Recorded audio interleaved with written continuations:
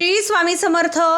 श्रावण महिन्यात कांदा लसूण का खाऊ नये माहीत आहे का तुम्हाला? तर चला जाणून घेऊया. श्रावण महिन्यामध्ये कांदा लसूण खाणे वर्जित आहे, कारण यामागे एक पौराणिक कथा सांगितली जाते.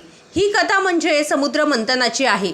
जेव्हा श्री विष्णूने मोहिनीचे रूप धारण केले होते, तेव्हा मोहिनी सर्व देवतांना अमृत देत असताना त्यामध्ये एक स्वरभानू नावाचा राक्षस होता व देवाचे रूप धारण करून अमृत पिण्यासाठी देवाच्या लाईनमध्ये बसतो. मोहिनी स्वरूपात असलेले भगवान विष्णू त्या राक्षसाला अमृत देतात. तेव्हा भगवान विष्णूच्या लक्षात येते की हा राक्षस आहे.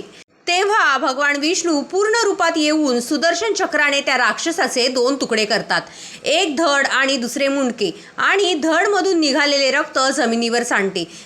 तेव्हा त्यातून लसूण हा उत्पन्न झाला, आणि मुंडके जेव्हा जमिनीवर पडले त्या रक्तामधून कांदा हा उत्पन्न झाला. म्हणून यामागे उग्र वास हा आपल्याला जाणवतो.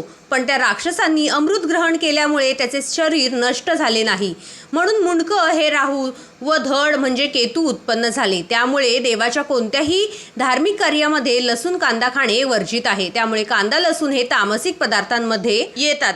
धन्यवाद. श्री स्वामी समर्थ.